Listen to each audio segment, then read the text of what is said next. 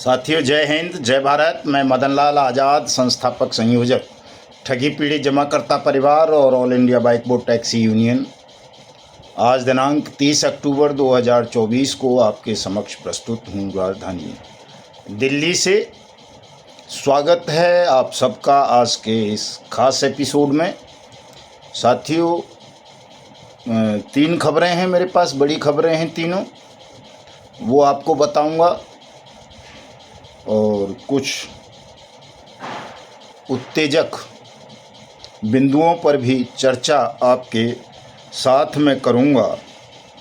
और ये तमाम चीज़ें न केवल देश के 42 करोड़ ठगी पीड़ितों के वेलफेयर के लिए होंगी, उनके हित में होंगी, अपितु संपूर्ण राष्ट्र की विभूति से संबंधित भी होंगी। तो इसलिए तमाम साथी पूरा वीडियो ध्यान से सुनेंगे, इसे ज़्यादा से ज़्यादा शेयर कर देंगे ताकि देश को पता चल सके कि देश में अंततः हो क्या रहा है उनके भुगतान के लिए, उनके देश को ठग और बेईमानों के खूनी पंजों से आज़ादी दिलाने के लिए। शेयर के अलावा साथियों लाइक और कमेंट भी करेंगे, और साथ साथ जिन साथियों ने हमारे YouTube चैनल को अभी तक सब्सक्राइब नहीं किया है वो इसे सब्सक्राइब भी ज़रूर कर लेंगे ताकि आपको घर बैठे अपडेट मिलती रहे आपके भुगतान के संदर्भ में। और हम जो वीडियो बनाते हैं साथियों, ये किसी एक कंपनी विशेष के लिए नहीं होता, एक किसी क्रेडिट कोऑपरेटिव सोसाइटी के लिए नहीं होता, बल्कि ये वीडियो हमारा देश के उन तमाम ठगी पीड़ितों के लिए होता है जो किसी भी पोंजी स्कीम का, पिरामिड स्कीम का, रोज़गार योजना का, बीमा योजना का, जमा योजना का, रियल एस्टेट स्कीम का, रिटर्न स्कीम का या अन्य किसी स्कीम के माध्यम से वो ठगी का शिकार बने हैं।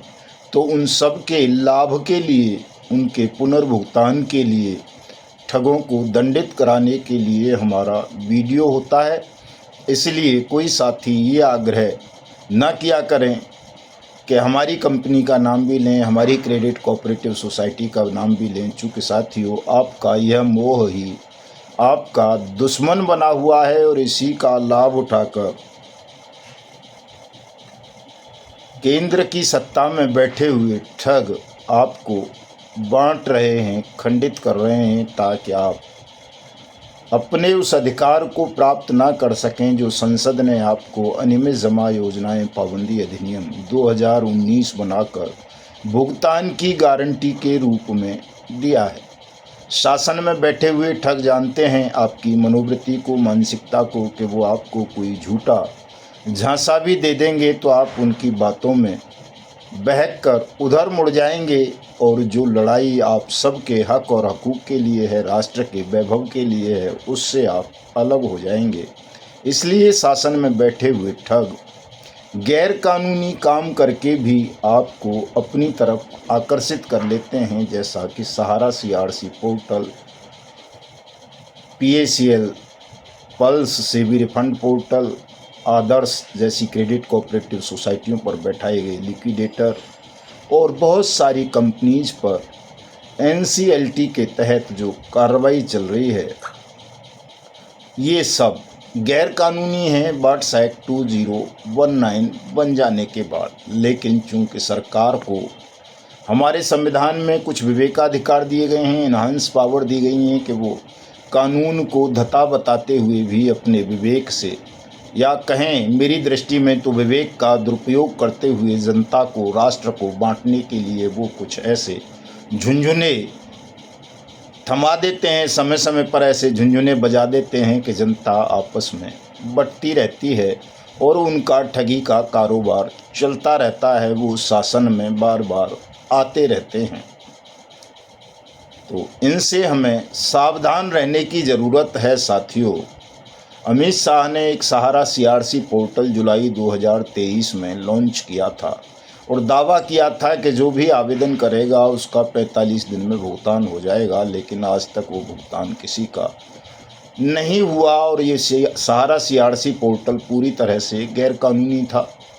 ऐसा कोई कानून देश में नहीं है कि सीआरसी किसी का कोई भुगतान करे साथियों। लेकिन उस गैरकानूनी कृत्य के चक्कर में सहारा के तमाम निवेशक फंस गए। एजेंटों की तो कहीं क्या, एजेंट तो ज़्यादातर जल्दबाजी के चक्कर में थे, तो उनको तो बटना ही था, फंसना ही था। लेकिन निवेशक भी उस झांसे में आ गए और उस पोर्टल पर करोड़ों की संख्या में लोगों ने आवेदन किए और अंडरटेकिंग दी कि वो कहीं अन्यत्र कार्रवाई नहीं करेंगे। और ये अंडरटेकिंग लेकर सरकार ने फंसा लिया उन करोड़ों निवेशकों को। 12-13 करोड़ निवेशक हैं सहारा के, सबको, और दूर कर दिया बट्स एक्ट 2019 भुगतान की गारंटी के अधिकार से।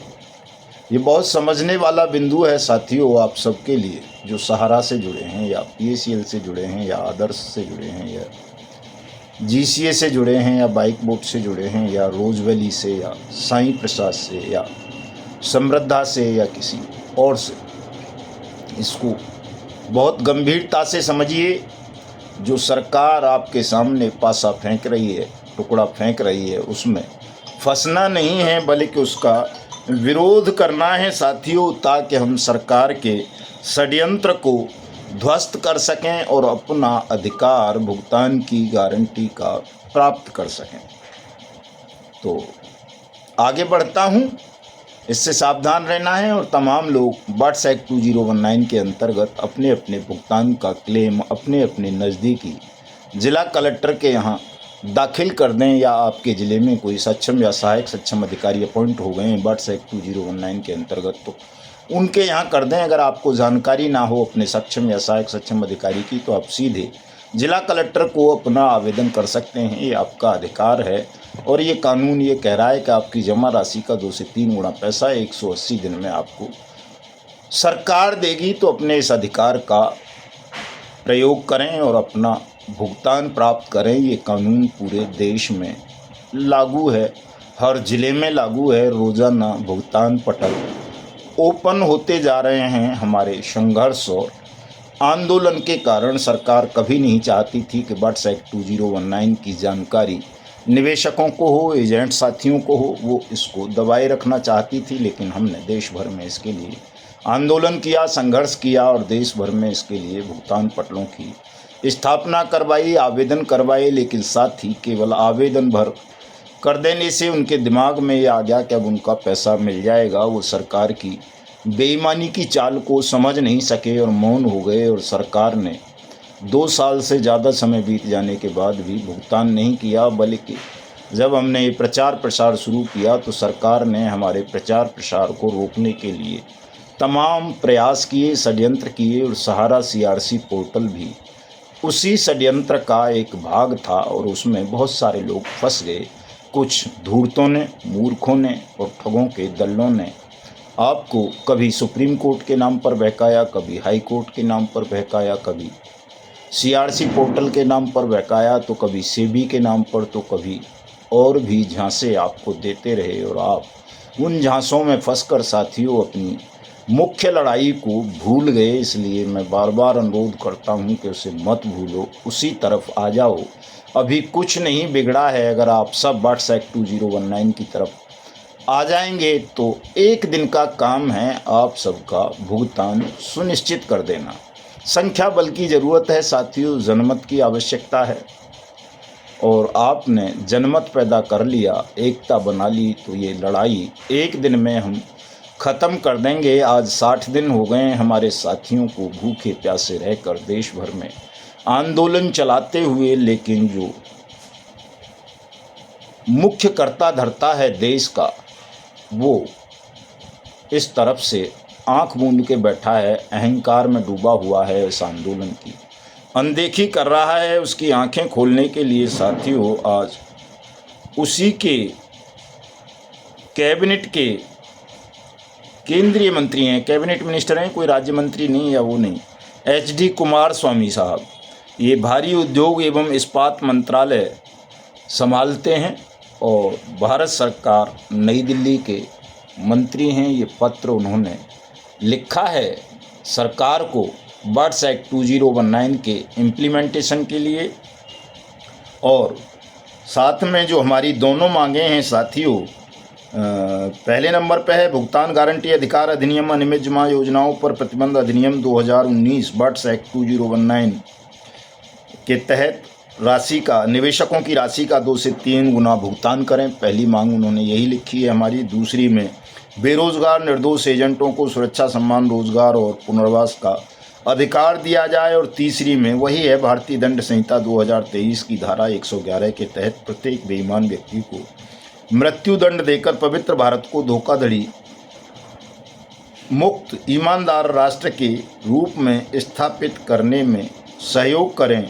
मेरा आपसे अनुरोध है कि इस मामले को सहानुभूतिपूर्वक देखें और संबंधितों को आवश्यक कार्रवाई करने की सलाह दें, निर्देश जारी करें। चूँकि कन्नड़ में है, हमने हिंदी में ट्रांसलेट किया है, तो ट्रांसलेशन, गूगल ट्रांसलेशन में कुछ भी हो जाता है कई बार, लेकिन सारांश यही है इस पत्र का, जो मोदी के भारी उद्योग एवं इस्पात मंत्री SD कुमारस्वामी ने उनको और कर्नाटक की सरकार को लिखा है। साथियों, तो जो शासक इतना अहंकार में डूब जाए कि अपने मंत्रियों की बात भी अनसुनी कर दे, उनके लिखे हुए पत्रों पर भी कोई जवाब ना दे, तो आप समझ सकते हो कि वो कितना भ्रष्ट और बेईमान होगा और कितना बड़ा ठग होगा। कल सत्यमेव जयते की पुकार कर रहा था, लेकिन सत्यमेव जयते का उसे अर्थ नहीं पता कि इसका अर्थ क्या होता है। ठगों के मुंह से सत्यमेव जयते की पुकार लगाना साथियों अनर्थ जैसा प्रतीत होता है। दूसरा पत्र है, एक हीरालाल नागर साहब हैं, राज्य मंत्री स्वतंत्र प्रभार ऊर्जा विभाग राजस्थान सरकार। इन्होंने भी अपने चीफ मिनिस्टर को, मुख्यमंत्री को पत्र लिखा है बट्स एक्ट 2019 के क्रियान्वयन के संदर्भ में। बहुत अच्छा पत्र है, बड़ा पत्र है, लेकिन इन पत्रों की भी अनदेखी लगातार राजस्थान का मुख्यमंत्री कर रहा है, जिससे सिद्ध होता है कि वो भी ठग है या ठगों का गुलाम है, जो अपने विधायकों, अपने मंत्रियों के पत्रों पर कार्रवाई नहीं कर रहा, जवाब नहीं दे रहा। उसे भी पता है कि बट्स एक्ट 2019 का क्रियान्वयन न केवल देश के प्रधानमंत्री के लिए, बल्कि ज़्यादातर चीफ मिनिस्टर, सांसद, मिनिस्टर्स, विधायक वगैरह के लिए मौत का फंदा बन जाएगा। इसलिए साथियों, चाहे पक्ष में हों या कोई विपक्ष में हों, तमाम राजनेता इस कानून से डर रहे हैं और अधिकारियों को भी डर लग रहा है। लेकिन कुछ राष्ट्रभक्त सांसद, विधायक, मिनिस्टर ऐसे हो गए हैं अब, जो आपकी बात को उठा रहे हैं, और ये मामला इस बार पार्लियामेंट सेशन में भी जोरदार ढंग से गूंजेगा। और तब तक आप 15 नवंबर को माँ चंबल की गोद से संसद पर चढ़ाई शुरू कर देंगे पदयात्रा के माध्यम से, और ज़्यादा से ज़्यादा 25 नवंबर तक हम दिल्ली संसद भवन पर आ जाएंगे और दुनिया की सबसे बड़ी मानव श्रृंखला बनाकर संसद को घेर लेंगे पावन पवित्र नदियों के जल के साथ, ताकि पूरी संसद की धुलाई करें और तमाम उन गिद्धों की, जिन्हें सांसद कहा जाता है, उनकी भी धुलाई कर दें, ताकि उनकी मरी हुई आत्मा जाग सके और वो लोकतंत्र के मंदिर द्वारा बनाए गए अनियमित जमा योजनाएं पाबंदी अधिनियम 2019 को लागू करके देश को कलंकित होने से बचा सकें। साथियों, ये हम सबको मिलके करना है, घबराना नहीं है किसी साथी को। एक धूर्ततापूर्ण काम और मैं आपको सिस्टम का बताना चाहता हूँ साथियों। ये हमारे राष्ट्रीय उपाध्यक्ष जीवित महात्मा गांधी आदरणीय मास्टर प्रताप सिंह ने एक पत्र, जो मंडल मेरठ की सक्षम अधिकारी हैं बट्स एक्ट की, मंडला आयुक्त कुमारी सैलवा जे, उनको भेजा था, और उन्होंने ये पत्र जिलाधिकारी गौतम बुद्ध नगर को आवश्यक कार्रवाई के लिए प्रेषित कर दिया था, अपनी मार्किंग करके। ये देखोगे ओरिजिनल पत्र है मेरे पास, बिल्कुल जो भेजा था वही, उसी पे ही मार्किंग हो रखी है सारी, के आयुक्त ने DM गौतम बुद्ध नगर को ये 16/8 को प्रेषित कर दिया था आवश्यक कार्रवाई के लिए। इनके साइन भी हैं कमिश्नर महोदया के खुद। और गौतम बुद्ध के डीएम ने ये नियमानुसार कार्रवाई करने के लिए, ये आप देख रहे होंगे साइन हैं डीएम के, एलडीएम को भेज दिया था। कोई एलडीएम पोस्ट होती होगी, प्रभारी अधिकारी कुछ इस तरह से है। और साथियों उस एलडीएम ने ये पत्र इसको भेज दिया, क्या बोलते हैं, केनरा बैंक को। और केनरा बैंक ने इस पत्र को पढ़ा ही नहीं है कि इसमें लिखा क्या है, इसमें किस कानून के इम्प्लीमेंटेशन की मांग कर रहे हैं, क्या कर रहे हैं। उसने सीधे सीधे ये 2 लाइन लिख दी हैं गौतम बुद्ध नगर के उसके लिए कि साहब ये जो है सहारा कॉरपोरेट सोसाइटी लिमिटेड दादरी से संबंधित है ये लेटर, और इससे हमारा कोई लेना देना नहीं है, इसलिए इसे वापस भेजा जाता है। और इसमें ये हमारा जो लिफाफा था वो भी लगा दिया भले मानुस ने, और ये डीएम को ना भेज के सीधा सीधा अपना ओरिजिनल लेटर, हमारा ओरिजिनल लेटर, ऑफिसर्स की ओरिजिनल मार्किंग सब उठा के सीधे मास्टर प्रताप सिंह जी को इस लिफाफे में वापस भेज दिया अपनी मोहर लगाकर। ना डीएम को भेजा ना कहीं भेजा। तो ये इतने अंधे हो रखे हैं साथियों अधिकारी, या ठगों के प्रभाव में इतने आ गए हैं कि इनको ये नहीं दिखता कि इन्हें करना क्या है। इस पत्र पर हम आरटीआई बना करके इसका ओरिजिनल वो मांगेंगे और इन अधिकारियों के खिलाफ निश्चित रूप से सख्त कार्रवाई करवाएंगे। और ये कई सालों से लगातार गोरख धंधा अधिकारी कर रहे हैं साथियों। पीएमओ तक में ऐसा है, आप प्रधानमंत्री को पत्र भेजते हैं, ज्ञापन भेजते हैं, और उसके अनपढ़ अधिकारी या कहें बेईमान अधिकारी उन पत्रों को कहीं से कहीं भेजते रहते हैं। संबंधित अधिकारियों तक आपके मांग पत्र पहुंच ही नहीं पाते हैं, और प्रधानमंत्री मन की बात में बिजी रहता है। उसको जनता की परेशानी से, मुसीबत से कोई लेना देना नहीं है कि 5 लाख से ज़्यादा लोग आत्महत्या कर चुके हैं, 1250 सैनिक आत्महत्या कर चुके हैं, कितने पुलिस अधिकारी फंसे हुए हैं, कितने आईएएस, पीसीएस, आईपीएस फंसे हुए हैं, आईएफएस फंसे हुए हैं। देश का प्रत्येक रिटायर्ड सरकारी कर्मचारी अधिकारी ठगी के चंगुल में फंस गया है और पूरा देश फंस गया है। अब तो खुद उसने मान लिया था पिछले दिनों मन की बात में प्रधानमंत्री ने, और उसके पसंदीदा चैनल कह रहे हैं कि कैसे भारत को आज़ादी मिलेगी डिजिटल अरेस्ट से। लेकिन साथियों जब तक नरेंद्र मोदी है सत्ता में तब तक भारत ठग और बेईमानों के खूनी पंजों से आज़ाद नहीं हो पाएगा, क्योंकि केवल नरेंद्र मोदी ही ऐसा व्यक्ति है जिसका फोटो, जिसके वीडियो, जिसके ऑडियो, जिसकी प्रचार सामग्री का इस्तेमाल करके देश के 42 करोड़ से ज़्यादा नागरिकों को ठगों ने ठगी का शिकार बनाया है। ठगों को इतनी छूट कभी देश में नहीं मिली थी कि वो प्रधानमंत्री के चित्र, ऑडियो, वीडियो, प्रचार सामग्री का इस्तेमाल करके देश को ठग सकें। और अब तो ये देख रहे हो आप, ईडी और सीबीआई, ट्राई और ये कौन सी दूसरी सेबी वगैरह के नाम पर जो ठगी चल रही है देश में, जिसमें पढ़े लिखे शिक्षित लोगों को, 1 क्लास ऑफिसर्स को, जिन्होंने देश को चलाया है, कभी उन्हें ठगा जा रहा है। वो सब ईडी और सीबीआई जैसी एजेंसीज़ के नाम पर ठगा जा रहा है। जैसे ही आदमी को फ़ोन आता है कि मैं ईडी से बोल रहा हूँ, सीबीआई से बोल रहा हूँ, क्राइम ब्रांच से बोल रहा हूँ, कपड़े ख़राब हो जाते हैं बड़े बड़े ऑफिसर्स के, बड़े बड़े डॉक्टर्स के, इंजीनियर्स के, विद्वानों के, पत्रकारों के, जजों के, वकीलों तक के। कई तो वकीलों को ठगी का शिकार बनाया है साइबर क्रिमिनल्स ने साथियों। और ये सब प्रधानमंत्री की देखरेख में हो रहा है, चूँकि उसी ने इतना भय पैदा किया इन एजेंसीज़ का जनता के दिमाग में कि वो किसी भी निर्दोष को भी उठा के ठूंस देते हैं, और सालों साल लोगों की ज़मानत नहीं हो पाती, उन पर कोई भी चार्जेज, वो आरोप लगा कर के वो ठूंस देते हैं। और जब चार्ज लगाने का समय आता है कुछ भी नहीं होता, खाली हाथ होते हैं, कोई सबूत नहीं होता, साक्ष्य नहीं होता, प्रमाण नहीं होता। इसी जो भय नरेंद्र मोदी ने देश के अंदर पैदा किया ईडी सीबीआई वगैरह का, उस भय का लाभ साथियों आज ठग उठा रहे हैं, और ठग पूरे देश को खोखला कर चुके हैं, लूट चुके हैं। तो इस भय से देश को मुक्त करना बहुत ज़रूरी है साथियों, अन्यथा कुछ भी नहीं बचेगा।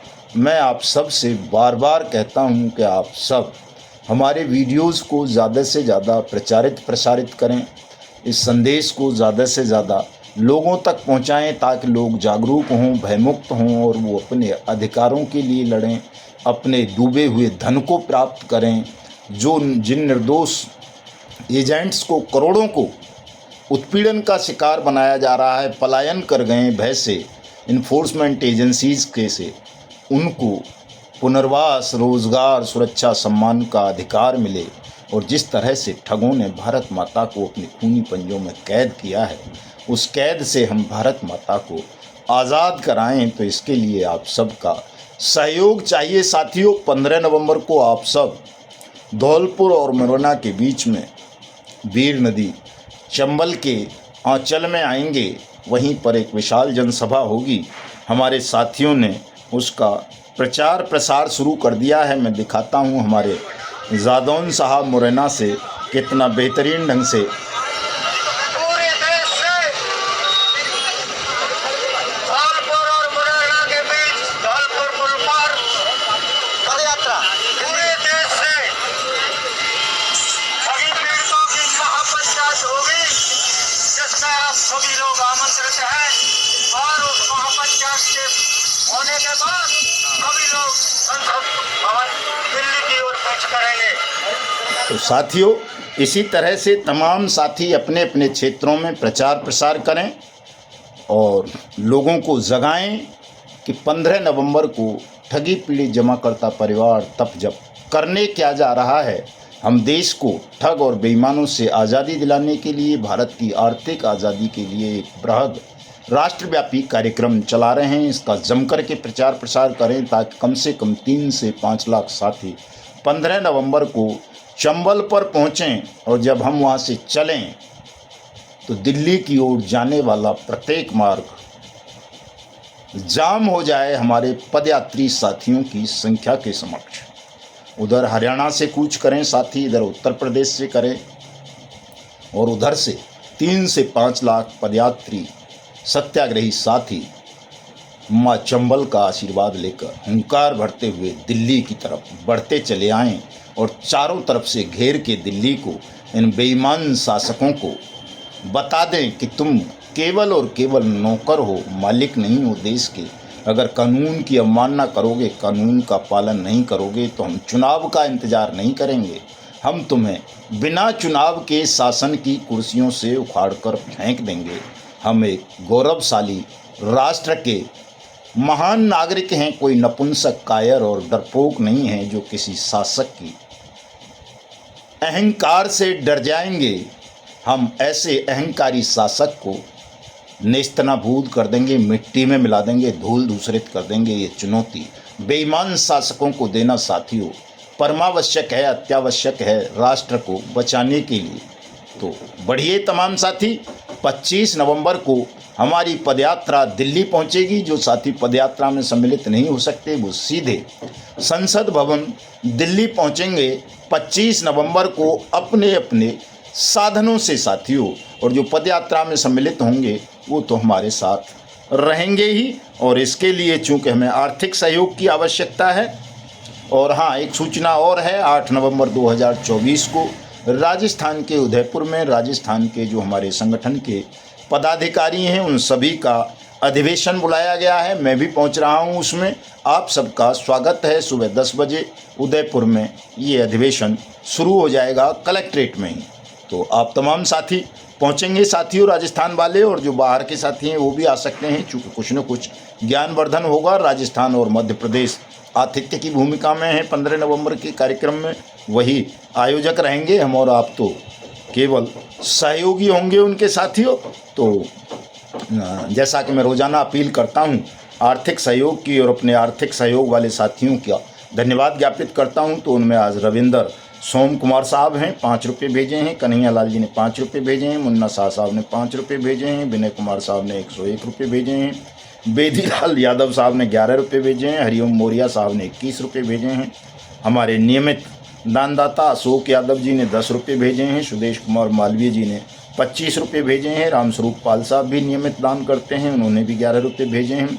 हमारे जिला कोषाध्यक्ष मथुरा रामजी सिंह साहब ने 251 रुपये भिजवाए हैं सैनी साहब के माध्यम से। हमारे वीरपाल वर्मा जी हैं शाहजहाँपुर से, उन्होंने 11 रुपये भेजे हैं, ये भी नियमित रूप से भेजते हैं। फूल सिंह अहिरवार साहब भी नियमित भेजते हैं, उन्होंने भी 1 रुपया भेजा है। नंद किशोर पाल साहब ने 101 रुपये भेजे हैं। चौधरी तारा सिंह जी ने अमरोहा से 1 रुपया भेजा है। गणेशी लाल अनुरागी जी ने 51 रुपये भेजे हैं।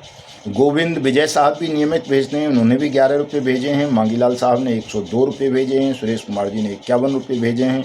ललित कुमार नागदा साहब ने 500 रुपये भेजे हैं। महावीर सिंह सुथार साहब ने 500 रुपये भेजे हैं। सत्यनारायण माली साहब ने 5 रुपये भेजे हैं।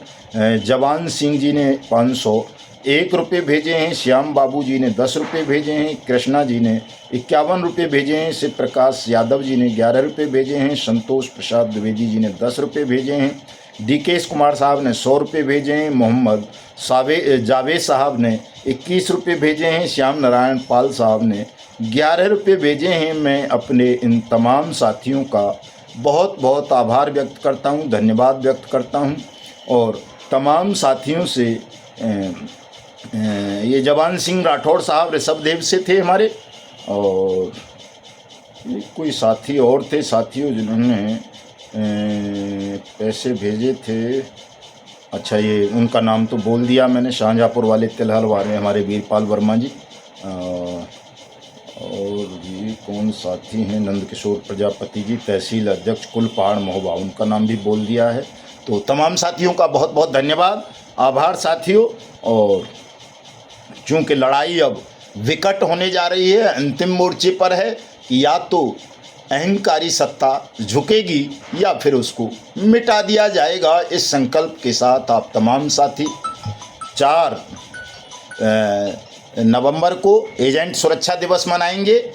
अपने अपने जिलाधिकारी को और पुलिस प्रमुख को जिले के को ज्ञापन देंगे, और फिर 15 नवंबर को तमाम साथी पदयात्रा के माध्यम से चंबल से कूच करेंगे दिल्ली संसद भवन के लिए।